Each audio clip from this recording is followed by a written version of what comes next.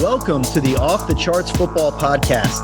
I'm Matt Manocherian, former NFL scout and now of Sports Info Solutions, joined by Aaron Schatz, the godfather of football analytics and the founder of Football Outsiders. Shout out to our producer, Justin Stein, doing great work behind the scenes as always. Aaron, you wanted to start off in a very particular place this week, and I want to dive in on this with you. The question that I think has been percolating around the interwebs is, are the Chiefs historically great? And I think you've got a different take on it than most. Yeah, so I wrote about this week at Football Outsiders in my DVOA commentary, but the word that people use with the Chiefs is inevitable. Like, that's the word that I've seen a lot of places used, that if they're inevitably going to win the Super Bowl, or the word chasm, that there's a gigantic chasm between them and the rest of the league. And I feel like I'm going a little insane because I don't see it. And like, what's wrong with me that I don't see it and my numbers don't see it? I mean, they're amazingly not even number one in DVOA, although they're close to number one. But I certainly don't see this gigantic chasm between them and the rest of the league, like everyone else feels they're unbeatable. And what really is remarkable to me is not the way the regular press talks about them being unbeatable, but the way other analytics people talk about it. Talk about them being inevitable, talk about the giant chasm between them and the rest of the league, that nobody's going to beat them, because that's generally not the way analytics people talk about any team, but especially a team that has a bunch of close wins. Like, if you compare the Chiefs to last year's Ravens going into the playoffs were winning games like 45-6 or 41-7 or 28-10, and the Chiefs keep winning these really close games. So I wrote about it this week because I compared them to the 2011 Packers, who were a very similar team and were also basically just nothing but pass offense, with this historically amazing pass offense with this amazing quarterback. And I think people forget that the way we talked about Aaron Rodgers 9 years ago was about the way we talk about Mahomes now. And wait, you mean this has happened before? Yeah, people thought they were inevitable. And then they lost a game in the regular season. And then they rested some guys for a couple of weeks. And then they went into the playoffs and they lost their first game. And that doesn't mean the Chiefs are going to lose their first game. Like, I think the Chiefs are still the favorite to win the Super Bowl. I just think they're not the kind of team that you talk about as being like historically dominant, the way going into the playoffs the 2007 Patriots were. And I'm happy you brought up that example, because when you said the words inevitable and chasm before, I thought of the 2007 Patriots, and I think, was there a chasm? Yeah, there was a chasm. They were leaps and bounds ahead of all the other teams, but might have felt inevitable, but they didn't win the Super Bowl. So you would think that analytics people especially would have an ability to at least separate the nuance between chasm and inevitable and what they entail. Like, Chiefs against the field, I don't want anybody against the field ever in the NFL. Not until we're down to the Final Four, maybe. But it seems a little bit, everybody likes to overreact a little bit, and here we are again.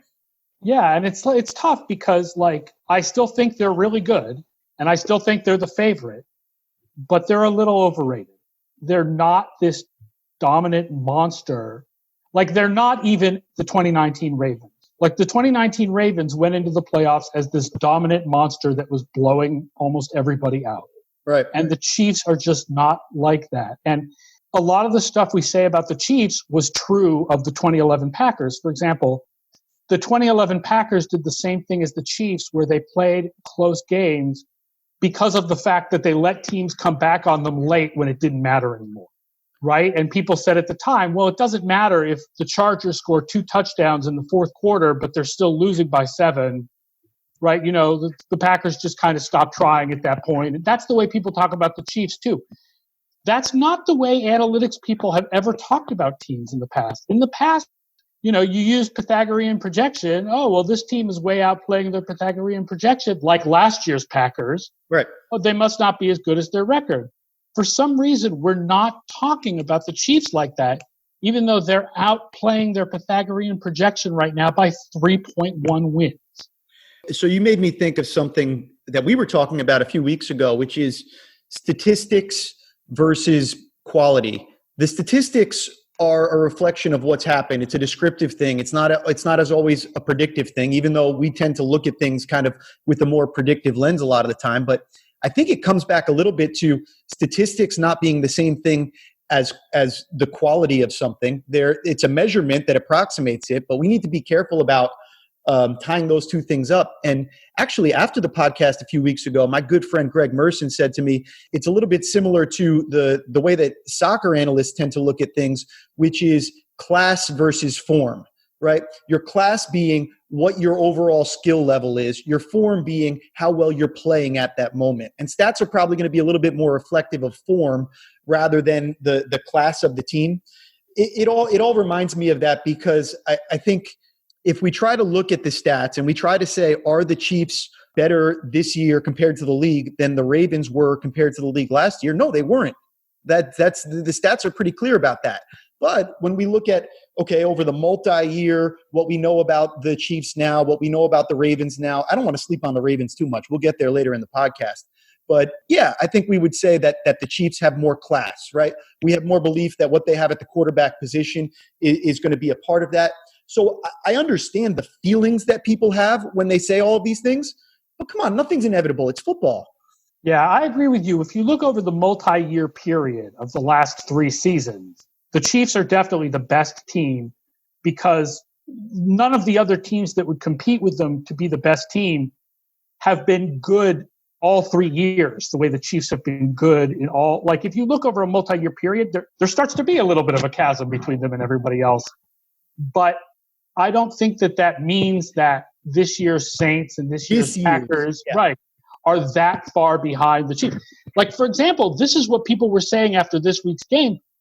If the Saints get a touchdown instead of a safety on that fumbled punt return, right, then that game, probably the Saints are leading 35-31 going into the last 2 minutes, and we're watching, can Mahomes come back against the Saints? And maybe he can, because he's Mahomes, even though the Saints have a good defense. But still, like, I don't feel like the Chiefs ran away with that game. People talk about they ran away with that game, but they let the Saints back into it. The Saints had a lead at some point in the second half.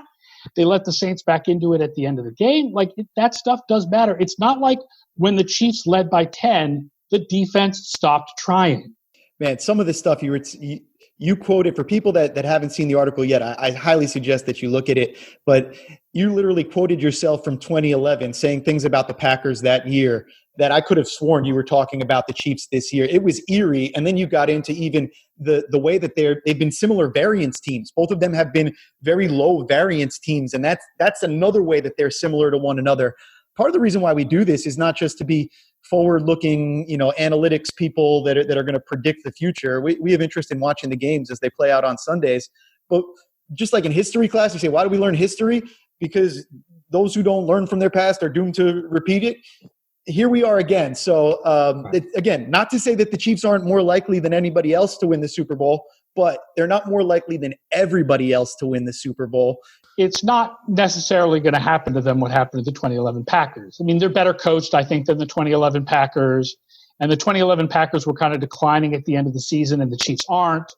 And I don't know if there's a team that's the equal of the Giants, like has the front four that the Giants had in 2011, right? Right. To rush the passer without needing to, blitz. Who's going to be that team that can do that against the Chiefs in the AFC playoffs, right? But anyway, I just feel like we're talking about them. Even analytics people, like, forget the main press. Even analytics people are talking about the Chiefs in a way that they would not talk about other teams that had similar resumes. Right. The multi-year versus the single year is an interesting aspect of it, because I don't think that the Chiefs have been historically great this year. I do think we might be watching a historically great dynasty play out. The start of one, certainly, might be the beginning of one. Certainly, if they win another Super Bowl this year, that'll help play into that. We'll have to see how the next few years go before we commit to that. But it is a different question. Before we move on to the other games, can I ask you about the thing, to me, when I looked at the DVOA leaderboard, that surprised me the most? I bet you can guess it. Why are the Bucs so high? What's going on with the Bucs? To me, that's the part that I wish people would focus on. And I've got to admit, I'm having a hard time figuring out what about our system likes him so much more than like EPA-based systems. I've written about it a couple of times. Yeah, to me, that's the head scratcher. I don't quite understand what they're doing that I my system likes that the EPA systems don't like as much. But I will say that the Bucs have had a lot of their losses have been close, and they've got that big dominating win. They've got that one huge win against Green Bay and that one huge loss to New Orleans. But yeah, I don't understand quite why the Bucs are so high, and I realize that's strange to say since it's my system. They come out very high. It's super interesting, and I love watching that where the eye test doesn't always – it's great to have the eye test match the analytics and being able to feel a bit more comfortable in what you're seeing. But when it doesn't match, I always think there's something interesting there. Sure, the numbers don't know that Arians has been having friction with Brady, that I think any analyst who makes a judgment about them would be considering probably more than the computer would. I should ask, you don't have if the model's built on the last 20 years and you have like a has Tom Brady variable, then the model perfectly. No, because usually Tom Brady teams play well enough that you don't need a has Tom Brady variable. SISBets.com is back for 2020, and if you didn't make use of it last year, you missed out on easy money. SISBets.com is an advanced prop betting information tool powered by Sports Info Solutions. With it, you can leverage the power of our proven projections models to find value against the odds. You're never more than a few clicks away from knowing whether your favorite wide receiver is likely to score a touchdown this week or whether a quarterback that you have your eye on is likely to go over or under his completions prop. Just choose the bet type, the player, and the money line to see the SIS Bets recommendation. SISBets.com is available for just $9.99 per month, so it easily pays for itself, and that price covers both football and baseball. That means you can also take advantage of our most popular bet type, home run projections, which our users rode to a very solid 12% ROI in 2019. Sign up at SISBets.com. Let's flash forward and get into the most important games of this week. This week's rundown is all about the Super Bowl. What do you have off the top? Yeah, the most important game of the week is the Rams at Seattle. Seattle wins the division with a win. If the Rams win this game, then they win the division 82% of the time. So, each team is about twice as likely to make the Super Bowl if they win this game. But more importantly, it's just this. Basically, the division title is in the balance in this game. Yeah, and the Rams, everybody knows, are coming off that loss to the Jets.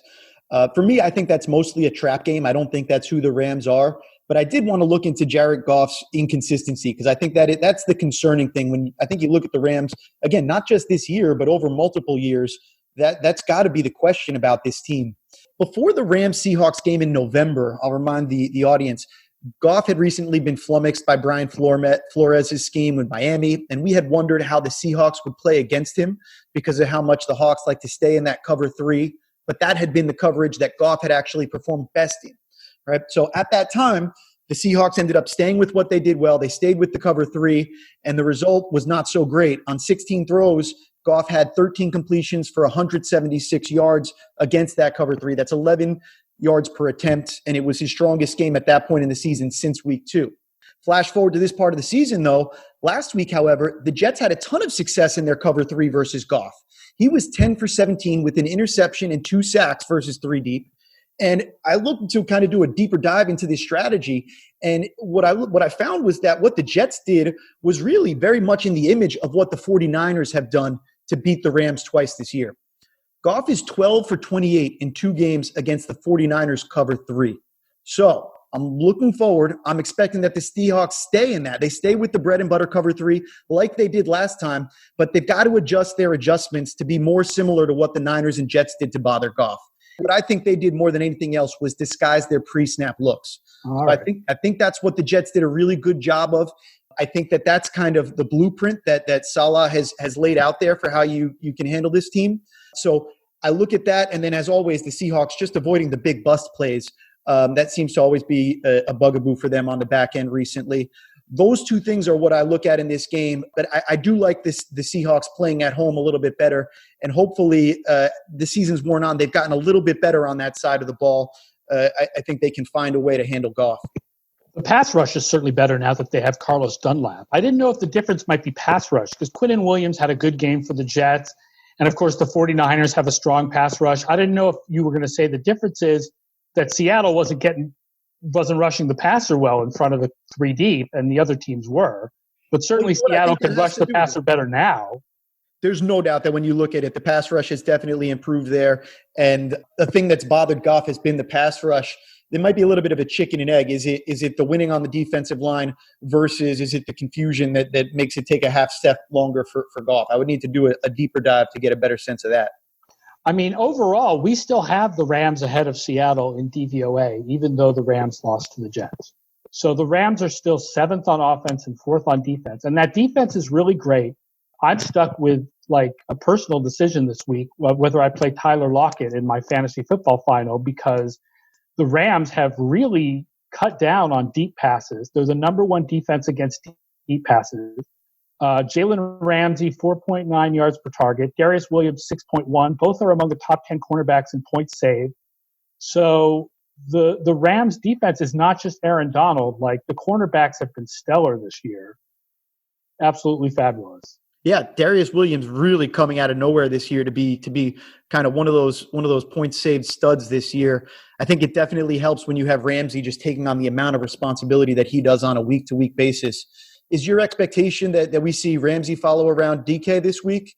Or that would be my guess. I think the first time these two teams played, Ramsey was mostly on Metcalf. That's about as good a matchup as you can find across the league. So I think that's where the Rams, if the Rams are going to win this game, they're going to win it because their defense is going to be better than the Seattle. I mean, as good as the Seattle offense and Russell Wilson are, if the Rams are going to win this game, they're going to win by their defense shutting down the Seattle passing game. So you're in your fantasy football Super Bowl? Yes, I am. The Edge Sports Corporate League. I'm in really? Fantasy Football Nice. Super Bowl. I am, yes. Interesting. So you got backgammon champions and things like that you got to compete against. That's fun stuff. But I'm the football expert, so I should theoretically be able to do this. A lot of pressure. A little bit of pressure. I guess you're the favorite. It's Aaron versus the field. That might be more of a fair bet than the Chiefs. Well, I mean, Scott Spratt's in the league too. So. Oh, that's a pretty good one too. That's a tasty league. He's not in the finals with you, is he? Nope. He lost it. He got upset. Well, I'm sure he won't be upset that the Panthers are moving on with their GM search, because I think that what Matt Rule's kind of laid down this year, him getting his own guy in there, I think there's a lot of optimism for Carolina Panthers fans. Panthers better than their record. They are in line to improve next year. No question about it. All right, let's keep it going, and let's talk about the next most important game this week for Super Bowl odds. Sure. Colts at Steelers. Ooh, let's talk about those Steelers and how great they've been playing. Colts make the Super Bowl 10.7 if they win, 5.5 if they lose. Pittsburgh 10.2 if they win, 6.6 if they lose. It's more important to Indianapolis because, Indianapolis, the division title is still much more up in the air. Although, given the way Pittsburgh's been playing, Cleveland's opened the door to winning that division title. The Colts are 7th in weighted DVOA and the Steelers are 8th. And I mean, this is where I think my stats just look at things longer term. Like, even the weighted DVOA still is looking at the whole season, even if it's lowering the strength of the earlier games. And the Steelers were a completely different offense in the first 7 or 8 games of the season than they have been the last 2 or 3 games of the season.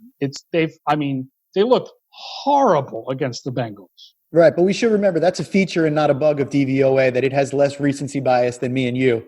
Right.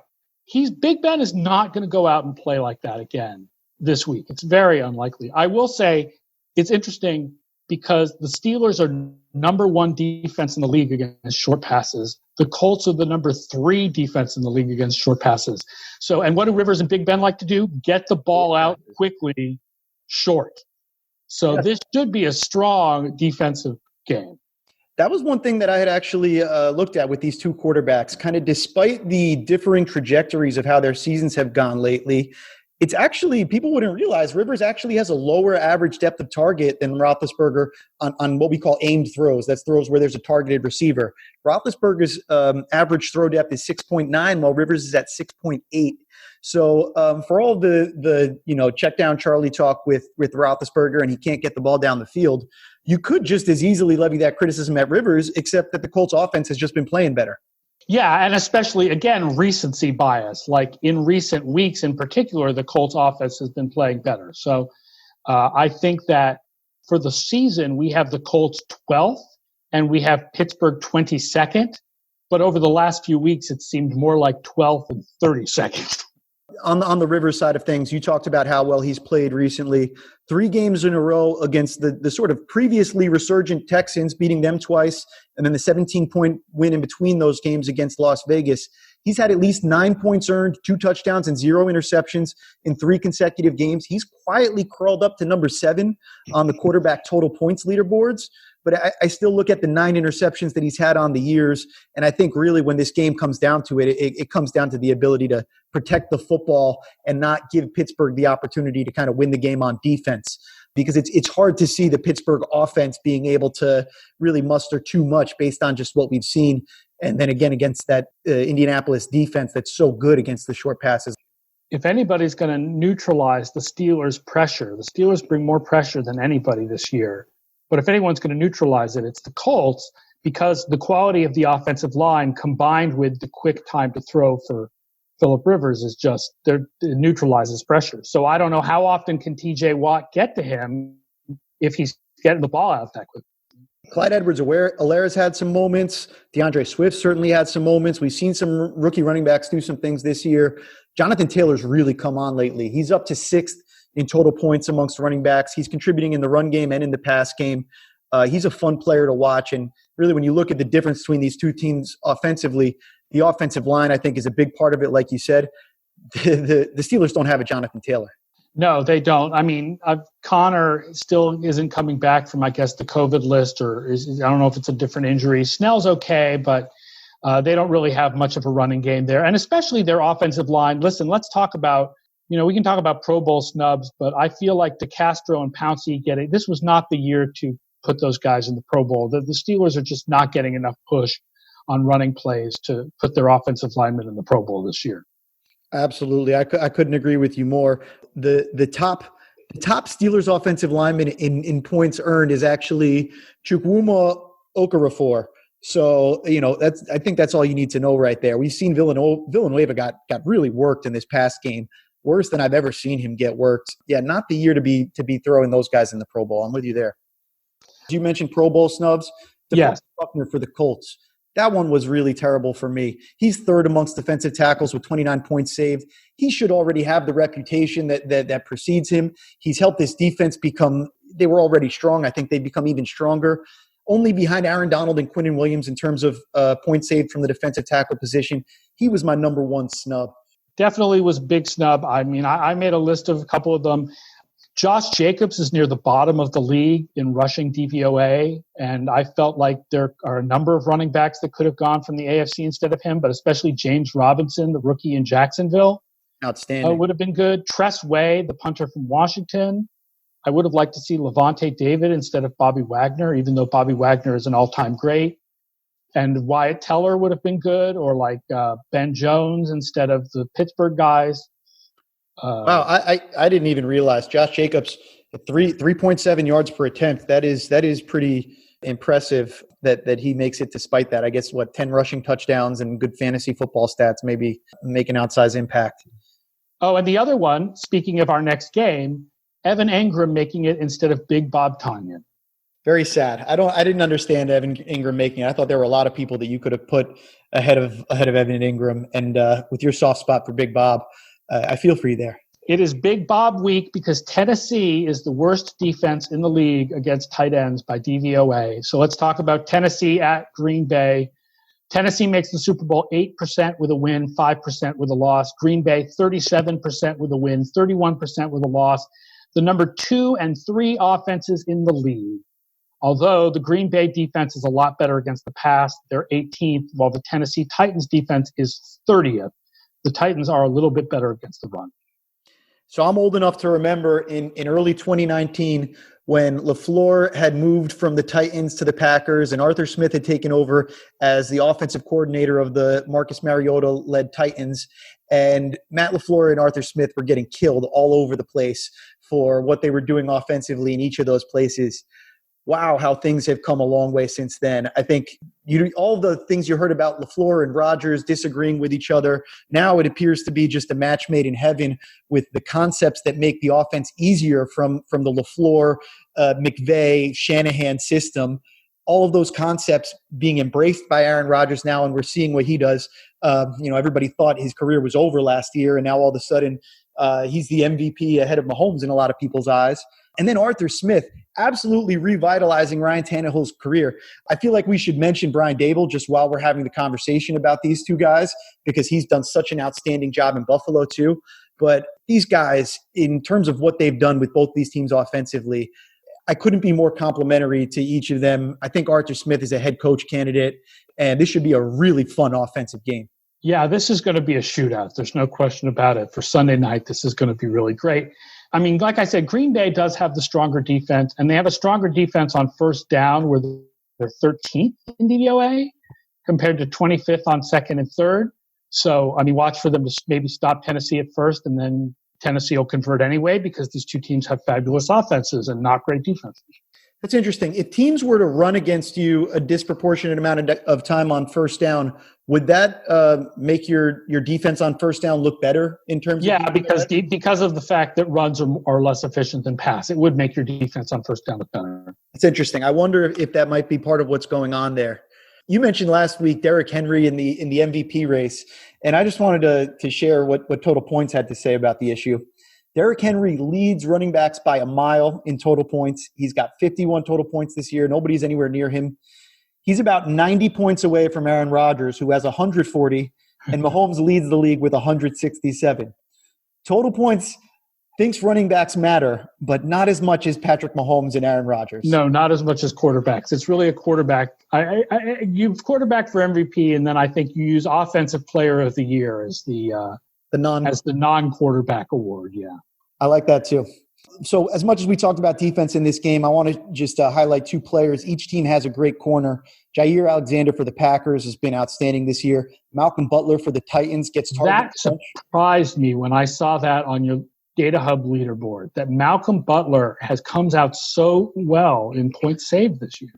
And one thing that happens there with corners, and man, we've talked about how all different sorts of corner stats can be very up and down from year to year. But one thing that's going on there is he's been targeted a lot. So you look at that in one way as a negative, but when the results are less than 50% completions and he's getting his hand on the ball a whole bunch of the time, that's how you work your way up the total points leaderboard. So I thought that was an interesting one too, and got to give him his due though. I think in general, when we look at that from year to year, it seems to be a pretty good measure. If you're targeted a lot, but you're good, then it's good that you're being targeted a lot. Bring it on. Bring on the target. A lot. Yeah. We'll see how much he gets targeted next year. Better you than a bad corner. Better they target you than they, whoever the bad corner is on the other side for Tennessee. I don't even know. All right, let's keep it going. And for all of the Super Bowl odds, we got one big game for playoff odds this week. What do you have there? Yeah, by far the biggest game for making the playoffs is the Giants at the Ravens. Giants are in 42% of the time with a win, 6% with a loss. So they basically need to win this game. Baltimore, 87% of the time with a win, 58% with a loss. These are defenses moving in opposite directions. Baltimore is 8th in defensive DVOA for the season, but 12th in weighted, while the Giants are 19th for the season, but 16th in weighted.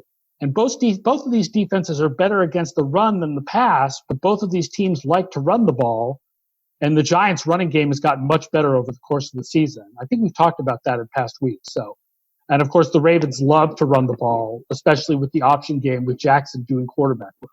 Yeah, I look at this one, and despite the Giants playing a bit better, I think we've seen that ultimately they're a little bit fraudulent. I think even amongst those NFC East teams, they won a few games this year. I'll give them credit for that, but I think at the end of this one, they'll have a 6% odds of making the playoffs, because I do think Baltimore is coming on. I think Baltimore is one of those teams that it's been easy to forget about how good we thought they were coming into the season. They had COVID issues, which made them kind of a shell of themselves for about a month there, where we didn't really know what we were looking at. I think that's part of what you were talking about with how their defense has gone in the wrong direction from the beginning of the year. But man, they're so good in a couple of key places. And if Lamar Jackson can get going back with the stuff that Lamar Jackson does well, they're a team that if I'm the Chiefs, I wouldn't want to play when it comes down to it in the playoffs. I think they're one of the teams that has a little bit of a formula that could give the Chiefs problems.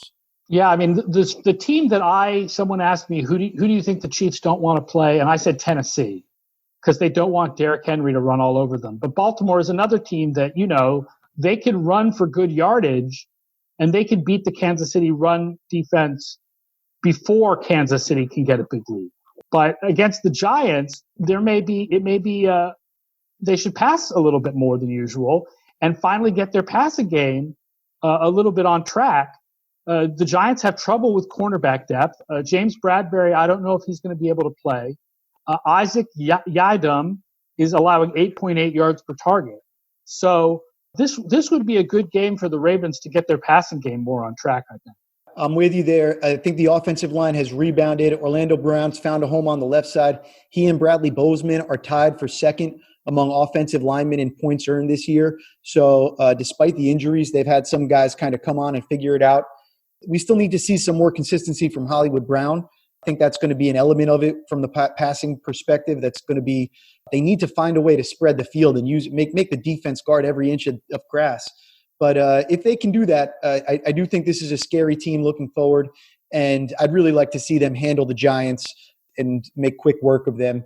Otherwise, I will have a very, very different perspective when we speak a week from now. One other thing I would say, if the Giants do score, watch out for when they kick off, because the Giants have had very poor kick coverage and the Ravens have really good kick returns. Interesting. John Harbaugh, he's always going to be looking for those matchups. So that's a good one to keep an eye on. All right. And on that note, we will sign off. Thank you to all of the listeners, and a special shout out to Tommy Boy Vegas, MCX1110, and Pigskin.Lover, who all recently left 5-star reviews on Apple Podcasts. Thank you for helping more people find the podcast. We definitely appreciate it. You can find Aaron and myself on Twitter. He's at FO_A Schatz, SCHATZ. I'm at Matt Mano, MATTMANO. We're also on Instagram and YouTube. You can search for Sports Info Solutions and check out footballoutsiders.com for tons of great content. We already talked about the DVOA column. What else can people find there, Aaron? Scramble for the Balls, all rookie team. Find out which rookies we really like this year and why it's so hard always to find a rookie tight end. On the Sports Info Solutions side, you can always find the #1 quarterback in the world rankings updated at sportsinfosolutionsblog.com.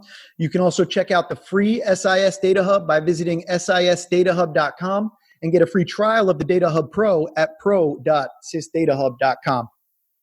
For my co-host, Aaron Schatz, and our producer, Justin Stein, I'm Matt Manocherian, and thank you for joining us for the latest episode of the Off the Charts Football Podcast. And happy holidays.